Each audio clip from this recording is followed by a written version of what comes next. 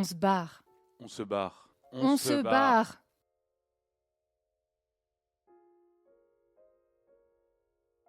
On se barre en s'interrogeant sur le consentement.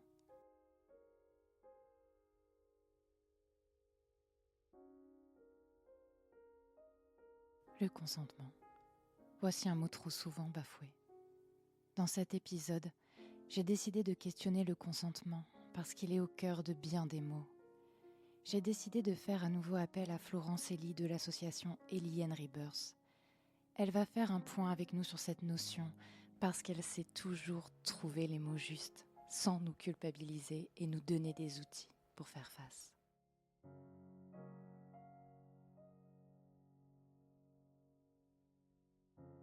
Votre consentement mérite d'être toujours respecté et je sais à quel point c'est dur.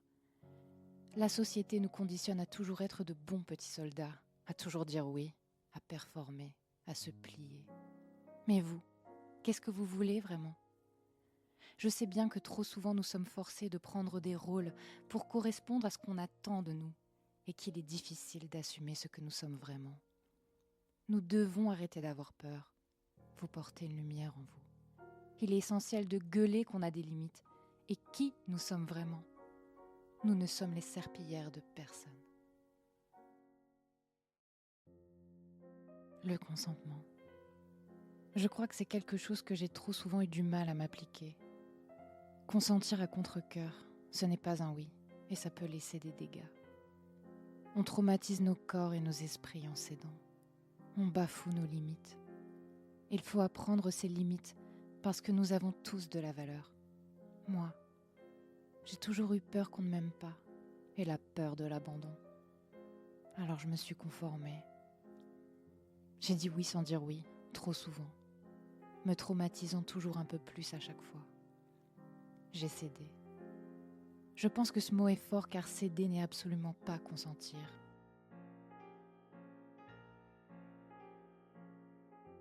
Le contrôle coercitif et l'emprise exercée par l'autre engendrent la peur et nos autres sont incroyablement doués au jeu du chantage. Alors on dit oui. Mais ce n'est pas ça consentir. Être poussé hors de ses limites, ce n'est pas y consentir et personne ne doit avoir ce droit sur vous.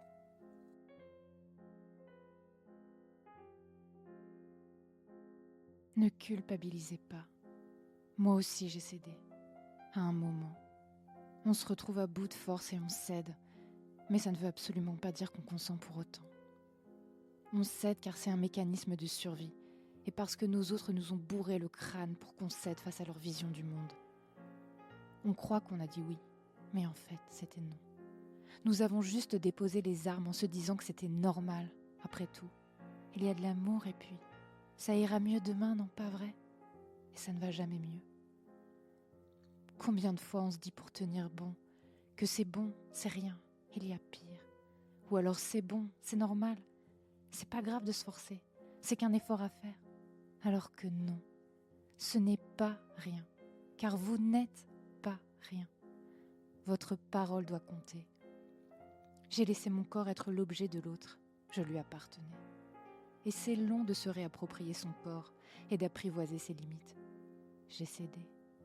Et j'ai encore mal à l'intérieur si souvent, comme si ses mains me parcouraient encore. Son corps, utilisant le mien comme un défouloir, encore et encore.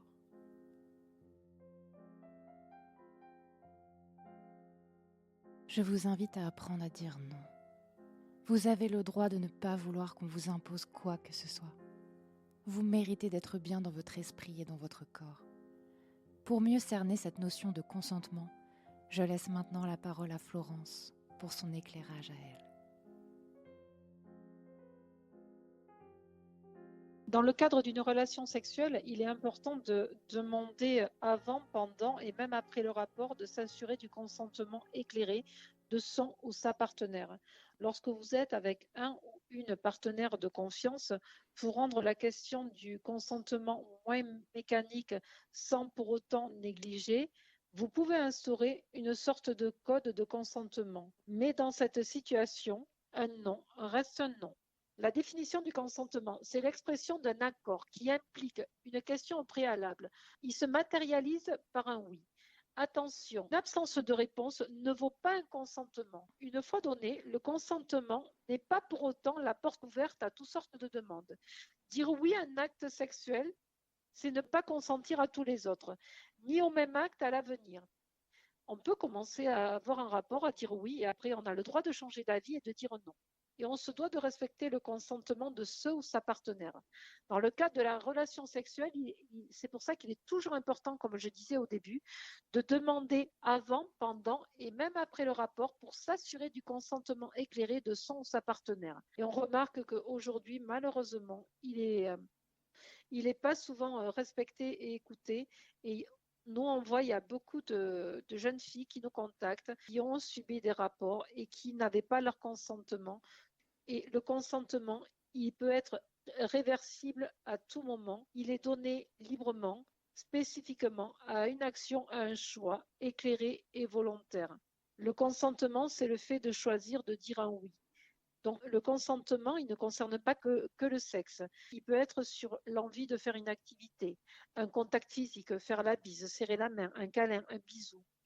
Un consentement à tout le monde, qu'on soit bébé, adulte ou ado, sur notre envie de sortir, sur nos projets de vie, dans le soin.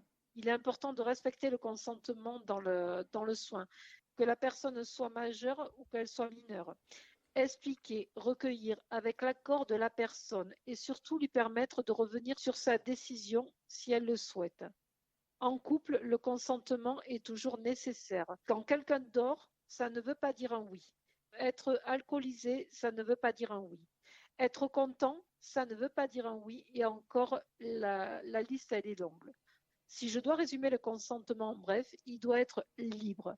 Vous avez le droit de choisir. Il doit être éclairé. Vous avez le devoir d'avoir toutes les infos. Réversible. On a le droit de changer d'avis à chaque instant. On ne doit pas être sous emprise ou forcé. Il doit être spécifique. Vous dites oui pour une chose, mais pas pour tout. Les petites astuces pour faire respecter vos choix. Il est important de travailler sur notre confiance en nous, d'identifier les situations qui nous sont difficiles, s'entraider à dire non, parce qu'il n'est pas toujours facile de dire non. Souvent, on a peur de dire non, on a peur du jugement de l'autre. Donc, non, ce n'est pas un gros mot et on a le droit de dire non. Déposer chaque jour un mot positif à notre intention. Respecter notre consentement, nos choix personnels. Observer si on est menacé et si on est libre. Alors, je conseillerais aussi, si on veut en savoir plus sur le consentement, le livre Le consentement de Vanessa Springoria. Il y a également le livre J'ai le droit de dire non.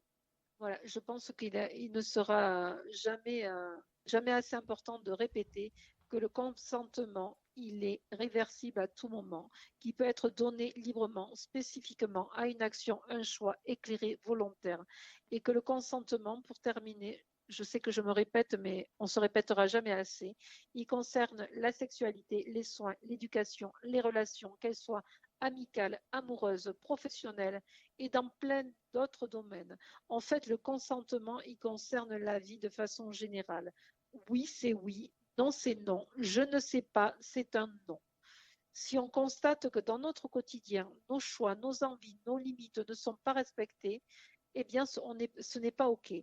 Selon la situation, n'hésitez pas à repositionner vos limites, à ouvrir le dialogue avec la personne. Et chaque fois qu'on sent que le consentement n'est pas respecté ou que ça a un impact sur votre santé, votre corps, vos enfants, le travail, prenez du temps pour vous, de respirer et de vous dire, vous avez le droit d'être respecté, vous êtes le capitaine de votre vie, vous avez le droit de dire non et vous avez aussi le droit de dire oui quand c'est un oui, qu'on est en accord à tous les niveaux avec le fait de dire un oui. C'est pas oui peut-être, c'est oui à 300%. Et même si à un moment donné je dis oui et que par la suite j'ai envie de dire non, ben, j'ai le droit de dire non par la suite. Il n'y a aucun problème avec ça. On en est où du coup de la place du consentement dans la loi? De la place du consentement dans la loi. La loi Chiappa a élargi la définition légale du viol. Désormais, tout type de pénétration sexuelle délibérée imposée à une victime peut être criminalisée dans le code pénal, ce qui constitue une avancée significative pour les victimes.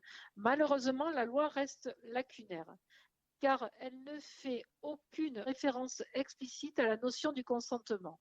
Pour autant, une nuance est ici à introduire, sans toutefois inscrire dans la loi la notion de consentement. La loi d'avril 2021 instaure de nouvelles dispositions légales faisant office de présomption de non-consentement pour les mineurs de moins de 15 ans dans certains pays beaucoup plus avancés sur la question, comme l'Espagne qui a adopté la loi Solo Si et Si pour répondre aux exigences de la Convention d'Istanbul qui précise qu'une femme n'a pas consenti si elle n'a pas exprimé clairement et librement sa volonté de prendre part au rapport sexuel. Ainsi, la loi met l'accent sur cette notion de consentement explicite. Tout ce qui n'implique pas un consentement explicite de la part de la femme est considéré comme une agression sexuelle. La France a pour autant été ratifiée à la Convention d'Istanbul, mais n'est pas encore au même niveau de progression. On peut notamment regretter le manque de formation de certaines institutions, comme par exemple dans la prise en charge pour les plaintes de viol ou agression sexuelle, où là, il y a quand même de grosses lacunes par rapport à cette thématique. Par ailleurs, la société a quand même sa part de responsabilité quant au manque d'informations relatives au consentement. Le manque d'éducation, ou plutôt la mauvaise éducation autour du consentement, les garçons sociabilisés de façon à être plus virils. De l'autre côté, les petites filles sont biberonnées à la culture du viol. Elles grandissent déjà avec l'idée qu'il faut plaire aux hommes et chercher à maximiser leur plaisir à eux au risque de mépriser le leur.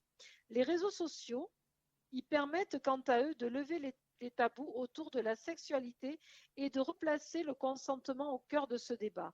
Pour autant, attention au contenu que l'on cible sur ce sujet. Les jeunes sont soumis de plus en plus précocement aux vidéos pornographiques, qui ne sont pas œuvres de pédagogie en la matière, puisqu'on y retrouve beaucoup d'actes de torture et de barbarie, aussi avec la possibilité de monétiser facilement son corps en créant des comptes. Les plus jeunes risquent de s'engouffrer dans cette brèche, attirés par l'argent facile sans mesurer les conséquences. La perte de confiance, le risque de divulgation de photos sur Internet, la réduction de la personne à l'état d'objet sexuel. J'aurais tendance à dire qu'il est crucial d'écouter ses propres limites ainsi que celles de son partenaire et ne jamais forcer. Le consentement, c'est bien plus qu'un oui. C'est un oui avec le cœur. Je dis oui, je suis en phase avec mes désirs. C'est un oui avec ma tête, je me sens prête psychologiquement à avoir un rapport. C'est un oui avec le corps. J'ai envie physiquement d'avoir un rapport avec la personne en face de moi. Si on sent que ces trois oui ont été bafoués, il ne faut pas hésiter à porter plainte et à se rapprocher d'assauts qui peuvent aider à vous venir en aide. Ça veut dire que votre consentement, il n'a pas été du tout respecté. Pour conclure, je veux juste vous dire qu'on peut apprendre à dire non et qu'on se le doit. Soyez toujours libre.